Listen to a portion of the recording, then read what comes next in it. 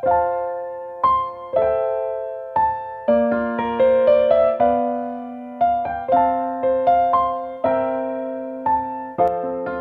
sejahtera untuk kita semua. Perkenalkan, saya Maria Nazaret, guru pendidikan agama Katolik dan budi pekerti di SMK Negeri 1 Muara Tewe, sekaligus mahasiswi PPG dalam jabatan tahun 2023 SDPK Santo Fransiskus Asisi Semarang.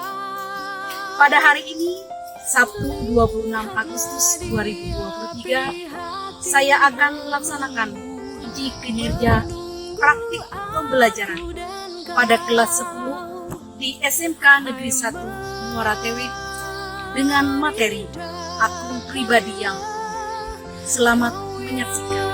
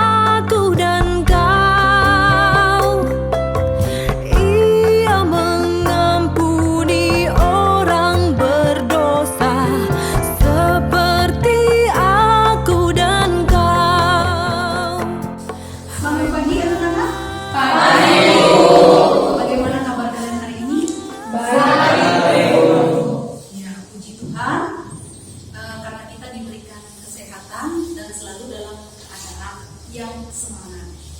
Baik, sebelum kita masuk dalam materi pembelajaran, kita lebih dahulu memulai kegiatan kita dengan doa pembuka. Siapa yang membuka dengan doa? Saya, Bu. Silakan, Loren, membawa kita dalam doa. Teman-teman, sebelum kita berdoa, marilah kita tandai diri kita dengan tanda kemenangan Kristus dalam nama Bapa dan Putra dan Roh Kudus. Amin. Allah Tritunggal yang Maha Kudus, Bapa, Putra, dan Roh Kudus, terima kasih atas berkat dan karunia-Mu pada hari ini, sehingga kami dapat berkumpul di ruangan ini untuk melaksanakan kegiatan pelajaran kami. Tolong sudinya Engkau memberkati pelajaran kami dari awal, pertengahan, hingga akhir. Kami ini dengan Tuhan, dengan Kristus Tuhan dan pengacara kami. Amin. Dalam Bapa dan Putra dan Roh Kudus. Amin. Sebelum kita masuk ke dalam materi pembelajaran pada hari ini, terlebih dahulu ingin kehadiran kita. Apa kita hadir semua hari ini? Hadir semua. Baik, terima kasih atas kehadirannya. Pada hari ini kita akan bersama-sama membahas materi pembelajaran yaitu tentang akun pribadi yang unik. Peserta didik mampu menganalisis dirinya sebagai pribadi yang unik dengan segala kelebihan dan kekurangannya, keunikan dirinya sebagai cipta Allah, sehingga mampu mengembangkan dirinya sesuai dengan kehendak Allah. Aku pribadi yang unik. Apa itu unik? Siapa yang ingin jawab? Apa itu unik? Saya, Bu. Ya, silakan Marisa. Apa itu unik? Unik berbeda dari yang lain, Bu. Ya, terima kasih atas jawabannya. Ada yang mau menambahkan lagi? Saya, Bu. Silakan Margareta. Tidak ada persamaan dengan yang lain. Iya, baik. Apa artinya unik? Kita lihat. Yang pertama, berbeda dari yang lain. Yang tadi disampaikan oleh Marisa. Kemudian Margareta artinya lain daripada yang lain atau tidak ada persamaan dengan yang lain atau tadi sebut khusus. Memang juga bisa ditebak. Ada yang lahir di dunia dengan kondisi fisik sempurna, ada juga yang lahir dengan keterbatasan. Ada yang ketika lahir diberkahi dengan fisik yang intelektual, tapi Kemudian peristiwa naas menimpa dan menjadikannya penyandang disabilitas. Namun hebatnya, banyak dari mereka yang juga menjadikan kekurangan fisik sebagai halangan untuk berprestasi. Keterbatasan itu justru dijadikan motivasi untuk berusaha lebih keras dalam meraih mimpi. Yuk simak kisah orang dengan keterbatasan fisik yang spesial berikut ini. Yang pertama ada Anthony Robert. Anthony merupakan seorang pegulat yang memenangkan kejuaraan NCAA 2010-2011 sebagai pegulat terhidup dalam kelas berat 125 ton. Meskipun terlahir dengan hanya satu kaki, Robert menolak menggunakan kaki palsu. Orang tuanya sebenarnya memberikan kaki palsu, namun saat usia 3 tahun, dia mencopotnya. Setelah itu, dia lebih suka menggunakan boot untuk berjalan. Dia berhasil mengalahkan orang-orang yang bertubuh dan kuat. Biasa kan? Selanjutnya ada Nick Vujicic. Nick merupakan seorang manusia tanpa lengan juga kaki. Akibat kondisi fisiknya, dia kesulitan mendapatkan teman bermain semasa kecil. Nick yang lahir pada tanggal 4 Desember 1982 merupakan putra dari keluarga sederhana. Ibunya seorang bidan dari laut anak, sedangkan ayahnya bekerja di kantor administrasi dan akuntansi keuangan sekaligus sebagai manajer. Namun siapa sangka, Nick justru belajar banyak dari apa yang dia lalui selama hidupnya. Tanpa lengan dan selesai, aku bisa melakukannya. Begitu salah satu tulisan buku yang berjudul Saya Tidak Tuling yang ditulis oleh Nick. Nick lahir tanpa lengan dan selesai, aku biasa disebut sindrom Petra Amelia. Dia memiliki sebuah kaki meninggal di bagian kaki kirinya yang dia sekolah dan bahkan lulus dari universitas. Nick juga telah menulis beberapa buku inspiratif yang berisi kisah perjalanan hidupnya. Isi buku Nick terjauh dari bagaimana ia bangkit dari kesulitan akan kondisi fisiknya. Bahkan dia sekarang menjadi seorang. Selanjutnya ada seorang jenius yang mendedikasikan hidupnya untuk membuka rahasia alam semesta. Kisah hidupnya digambarkan dalam film The Theory of Everything pada 2014. Dia adalah Stephen Hawking yang lahir pada 8 Januari 1942. Dia merupakan seorang model yang merupakan penyakit motorik neuron yang menyerang saraf pengendalian gerak tubuh. Ini untuk membuatnya harus menghabiskan hampir seluruh hidup di kursi roda. Hebatnya, dia melawan semua ramalan tentang apa yang akan dia jalani selama beberapa tahun setelah didiagnosa penyakit tersebut.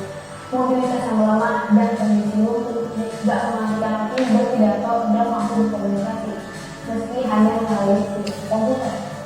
Itu bukan hanya mengajarkan kita teori fisika dan alam semesta, akan tetapi juga mengajarkan bagaimana sebuah kekuatan mental dan pikiran yang tangguh di dalam tubuh yang sangat lemah. Dan tidak menjadikan kondisi kesehatannya sebagai sebuah excuse atau alasan kegagalan. Justru sebaliknya, dengan hebatnya ia memilih untuk tetap maju. Terima kasih untuk semua ilmunya ya. Yang adalah sebuah gadis Isabel asal Cina yang berhasil menjadi atlet renang. Pada tahun 2000, dia kehilangan 2 kakinya dari kecelakaan mobil. Sejak umur 4 tahun, dia telah memiliki kaki dan pada akhirnya, keluarganya mensiasatinya dengan menggunakan bola basket yang diimbangi dan dibalaskan ke bawah kakinya. Dia berjalan menggunakan 2 kayu dengan semen yang digenggam kedua tangannya. Kondisi tersebut membuat dia tidak terjunkan menjadi bola basket. Dia mengaku pada awalnya dia sudah menjadikan, tapi kesulitan tersebut juga membuat dia berhenti. Semakin lama dia semakin lihai dalam berenang. Setiap harinya dia berlatih selama 4 jam. Dia berharap usia yang masih 20 tahun. Sejak itu Habibie sering mengundang menjadi pembicara seminar internet marketing di kampus. Tak ingin sukses sendiri, Habibie membuat wadah bagi para penyandang disabilitas lainnya agar bisa mengembangkan potensi diri melalui yayasan anaknya yang bisa mendapat perlakuan layak dari rumah sekitar dan menyekolahkan umum untuk umum. Kebetulan Habibie memiliki kecerdasan di atas rata-rata anak normal dan setelah lulus SMA, sang juga rela menjual mobil demi mendapatkan Habibie untuk internet marketing. Baik, tadi kita sudah bersama-sama menyimak video tentang beberapa tokoh disabilitas yang menginspirasi dunia. Baik, silahkan kita masuk ke dalam kelompok diskusinya masing-masing yang sudah dibagikan tadi. Silahkan untuk mendiskusikan 3 pertanyaan. Pertanyaan akan kita Silakan masuk ke dalam masing-masing.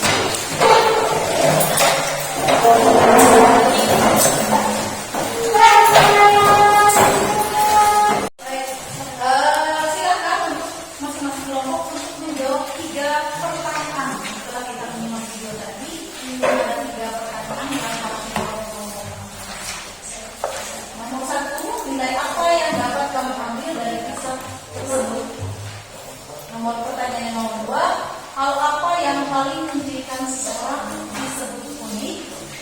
Dan yang ketiga, sikap dan tindakan apa saja yang harus akan saya lakukan untuk mengembangkan diri.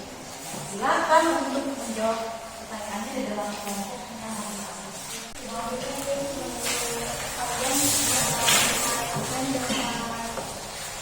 Yang kisah yang tadi itu cerita yang penting ya apa? Menurut pendapat kalian itu seperti apa?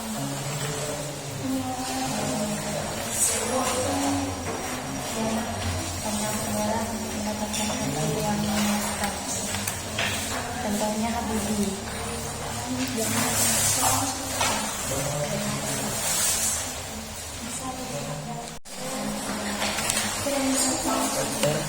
Atau sifat itu salah tidak. Sedangkan persoalan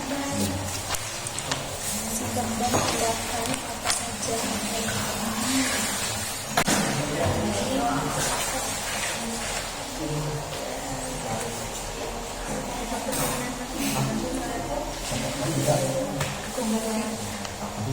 Makanya kami menjawab pertanyaan. Julius yang 2.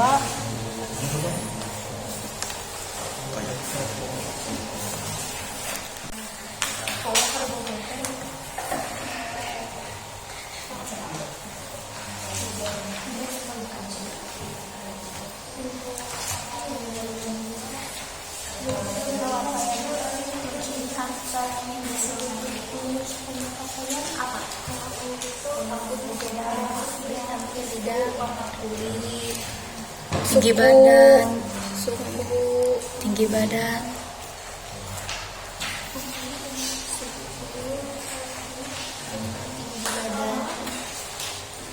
menurut pendapat Bisma apa? Tidak ada hidup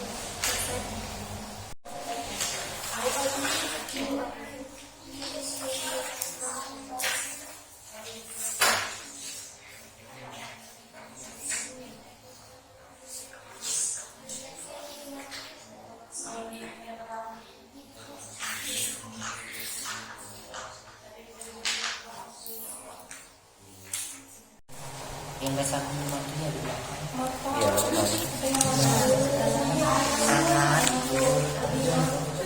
Pertanyaan nomor 3, pendapat kalian apa? Sikap dan tindakan apa yang harus dilakukan dalam rangka mengembangkan diri?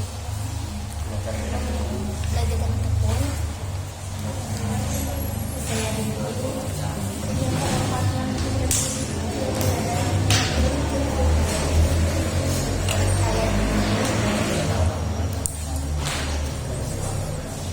setelah itu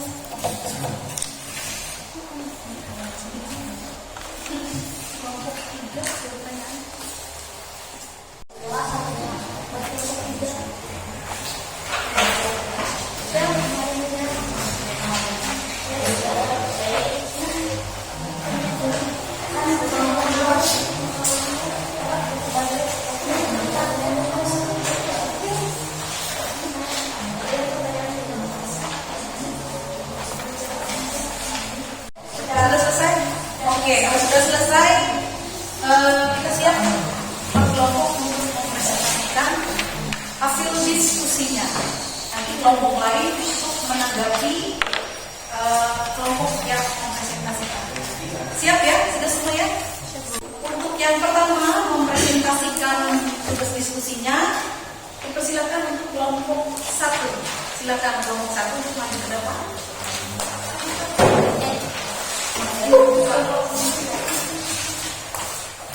Baik, terima kasih atas kesempatan yang diberikan kepada kelompok kami untuk menyampaikan hasil diskusi mengenai pertanyaan nomor 1, nomor 2, dan nomor 3.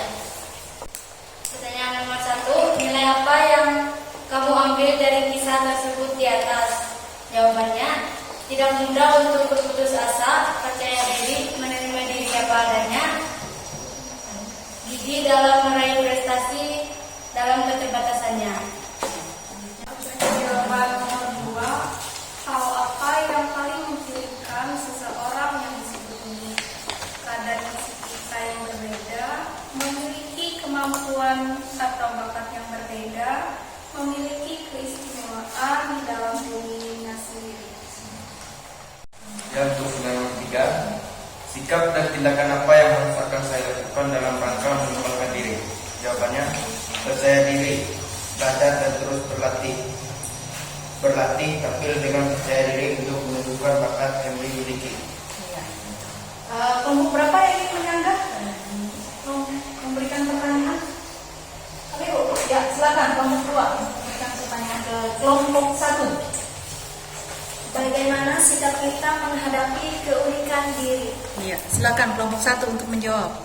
Baik, terima kasih atas pertanyaan dari kelompok 2. Di sini kami akan menjawab bagaimana sikap kita menghadapi keunikan diri, yaitu bersikap positif terhadap diri sendiri, menerima keunikan sebagai anugerah, merasa bangga bahwa dirinya berbeda dari yang lain.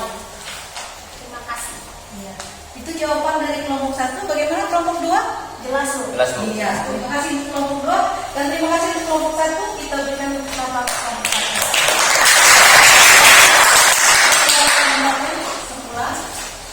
Selanjutnya mempresentasikan kita yaitu kelompok 2. Silakan kelompok 2. Baik, terima kasih atas kesempatan yang telah diberikan kepada kelompok kami untuk menjawab hasil diskusi kami. Pertanyaan yang nomor 1, nilai apa yang dapat kamu ambil dari kisah tersebut? Jawabannya, mampu melihat kelebihan dari kekurangan. Pertanyaan nomor 2, hal apa yang paling menjadikan seseorang disebut unik? Jawabannya, bisa dilihat dari karakter atau sifat. Pertanyaan nomor 3, sikap dan tindakan apa saja yang harus akan saya lakukan dalam rangka mengembangkan diri? Jawabannya, belajar dan berlatih terus-menerus untuk mengembangkan bakat yang dimiliki. Kelompok berapa yang ingin memberikan pertanyaan ke kelompok 2? Ayo, silakan kelompok 3.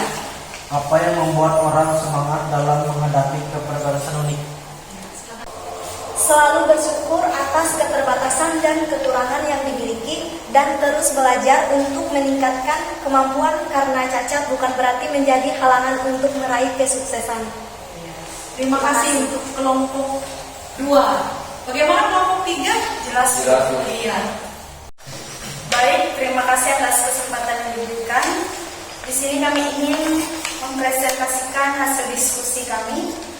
Pertanyaan untuk nomor 1, nilai apa yang kamu ambil dari kisah tersebut di atas? Jawabannya, pantang menyerah dalam menghadapi keterbatasan, harus mempunyai semangat yang tinggi untuk menggapai potensi diri. Pertanyaan nomor 2, hal apa yang paling menjadikan seseorang disebut unik? Bakat dan kemampuan kita. Pertanyaan nomor 2, hal apa yang paling menjadikan seseorang disebut unik? 1. Visi kita berbeda satu dengan yang lain. 2. Bakat dan kemampuan kita berbeda dengan yang lain. Pertanyaan nomor 3, sikap dan tindakan apa saja yang harus dilakukan dalam rangka pengembangan diri? Jawabannya, mulailah mencoba hal baru, kenali kelebihan, kekurangan diri, dan perluas wawasan. Terima kasih presentasi kelompok 3. Siapa yang ingin memberikan pertanyaan ke kelompok 3? Saya Bu. Kelompok 1. Silakan kelompok 1. Bagaimana cara mengembangkan diri? Baik, bagaimana cara mengembangkan diri? Dengan bertanya dan berlatih kepada orang yang lebih berpengalaman dalam mengembangkan diri dan wajib memiliki impian yang ingin dicapai. Terima kasih untuk kelompok 3 atas jawabannya. Bagaimana kelompok 1? Puas ya jawabannya. Ya, terima kasih kelompok 1. Kita berikan tepuk tangan untuk kelompok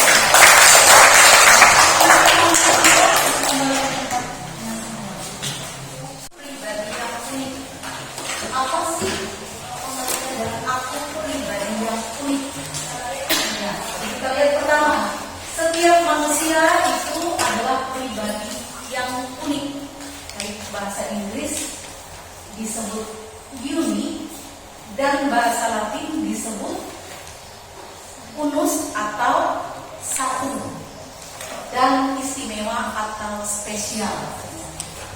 Yang kedua, unik adalah berbeda dari yang lain atau khusus. Tadi sudah dijawab oleh Margareta dan Marisa.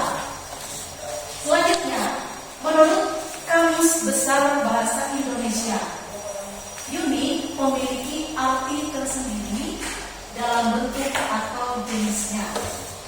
Lain daripada yang lain, tidak ada kesamaan dengan yang lain atau khusus. Keunikan itu merupakan karunia Allah. Ya, jadi keunikan itu merupakan karunia Allah. Tuhan menciptakan satu dengan yang lain itu berbeda. Misalnya antara Julius dengan Aldi tentu berbeda. Tidak ada yang sama satu dengan yang lain. Entah itu dari segi fisik, entah itu dari segi yang lain-lainnya ya. Tidak ada persamaan antara satu dengan yang lain. Jadi unik adalah karunia istimewa dari Allah sendiri. Selanjutnya, keunikan adalah ungkapan kreativitas Allah ketika menciptakan manusia pribadi per pribadi. Tidak ada yang sama persis, termasuk orang yang dilahirkan kembar sekalipun. Ada yang istilahnya kembar identik gitu ya. Nah, jadi kembar identik pun ada perbedaannya. Tidak ada yang persis sama antara keduanya. Meskipun mereka kembar ya, tetap saja ada perbedaan.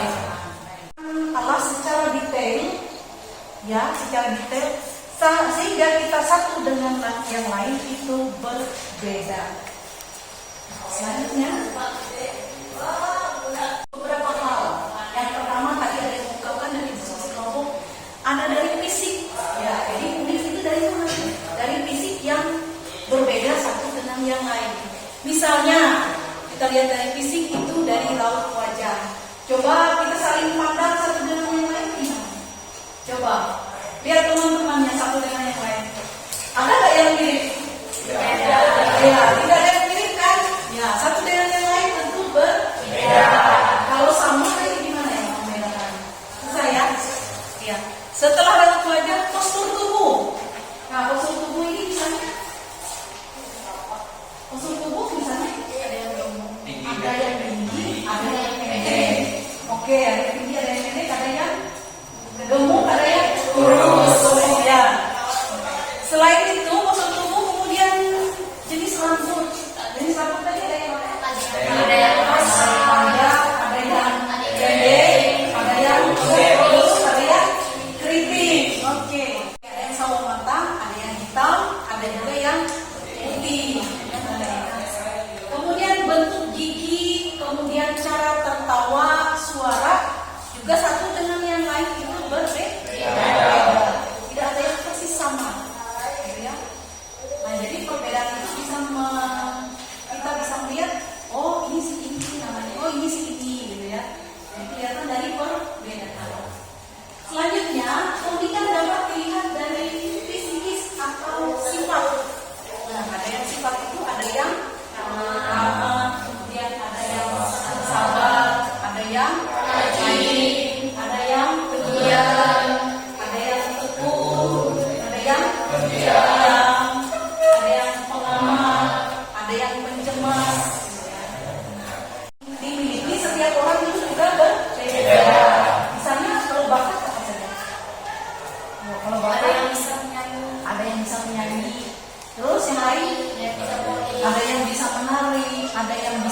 olahraga gitu ya. Jadi bakat satu dengan yang lain itu misalnya ada yang bakatnya satu, ada yang bakatnya dua. Jadi satu dengan yang selanjutnya dapat dilihat dari pengalaman hidup. Pengalaman hidup dan interpretasinya. Meskipun kita sama hidup bersama di satu tempat atau di satu kelas seperti ini ya, punya guru yang sama, guru mata pelajaran yang sama, pada jam yang sama, tetapi tiap orang itu punya peran yang berbeda, tidak ada yang sama. Lelah, ya, hanya Joshua ya, atau lelah, gitu ya. Saya yang lain, Loren bersemangat, Debbie sangat bersemangat. Nah, jadi satu yang lain itu berbeda. Ada seseorang yang aktif berbicara misalnya. Florence suka berbicara, sedangkan Andre misalnya suka mendengarkan. Jadi satu dengan yang lain itu ada perbedaan. Selanjutnya,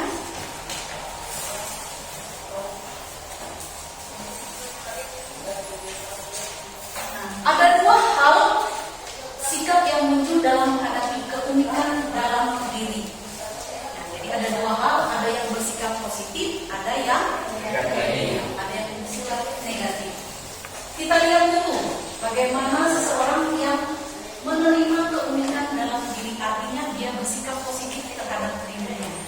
Orang yang bersikapnya positif itu yang pertama, menerima keunikan sebagai anugerah atau menerima dirinya ya dengan kekurangan maupun kelebihan. Kemudian bangga bahwa dirinya berbeda dengan yang lain.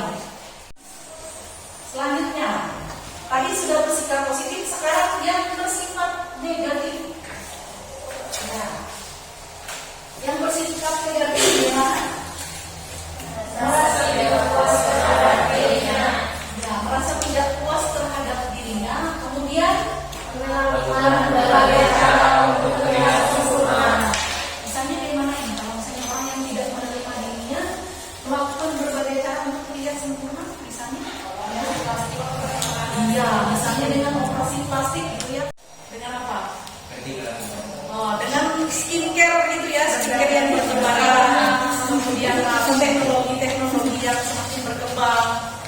Ya, rambut yang dulunya keriting menjadi lurus gitu ya, yang lurus dikeritingin lagi. Kemudian yang udah putih ditambah putih-putihnya biar glowing gitu ya. Misalkan ya banyak hal. Kemudian yang ketiga, berpandangan bahwa penampilan luar itu lebih penting daripada penampilan jati diri sesungguhnya. Ya, jadi hanya penampilan luar saja yang dilihat, tetapi penampilan dari dalam tidak terlihat. Hanya mengatakan bahwa manusia adalah ciptaan Tuhan yang unik dan istimewa. Ini kita lihat dari Kejadian 1. Ya. Yang pertama, pada waktu menciptakan manusia, Tuhan merencanakan dan menciptakannya menurut gambar dan rupa Dia, menurut citranya. Dari Kejadian 1 ayat 26. Kemudian yang selanjutnya, pada waktu menciptakan manusia, Tuhan bekerja secara istimewa. Tuhan membentuk debu dan tanah dan menghembuskan nafas ke dalam hidungnya. Di Kejadian 2 ayat yang ke-7.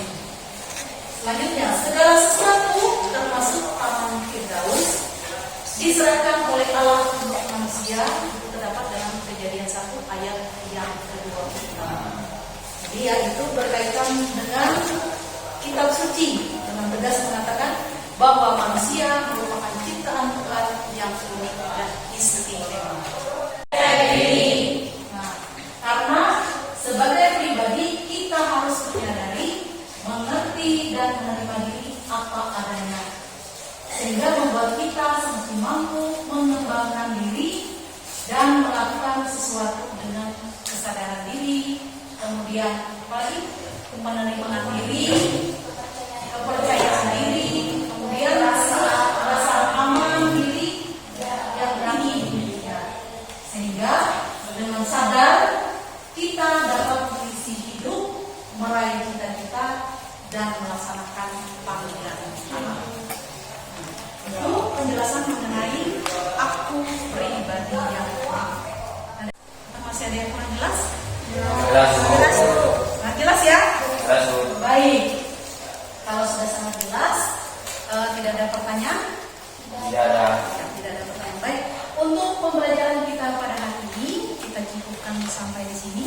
pesan Ibu untuk pertemuan kita minggu depan, silakan belajar dari LKPD ataupun buku ya yang kamu punya masing-masing tentang kesetaraan laki-laki dan perempuan materi ya.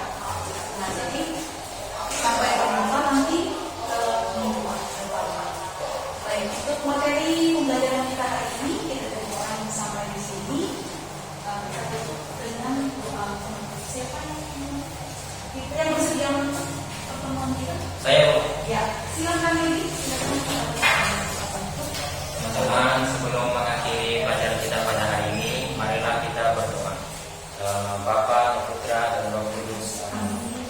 Ya Tuhan, terima kasih karena Engkau telah menjaga kami dari awal, pertengahan, hingga akhir pembelajaran kami hari ini. Sekarang kami ingin pulang ke rumah kami masing-masing. Kiranya Engkau menjaga dan membimbing kami hingga sampai dengan selamat tanpa kurang suatu apapun. Hanya ingin Tuhan, namun Tuhan, yang Kristus, Tuhan dan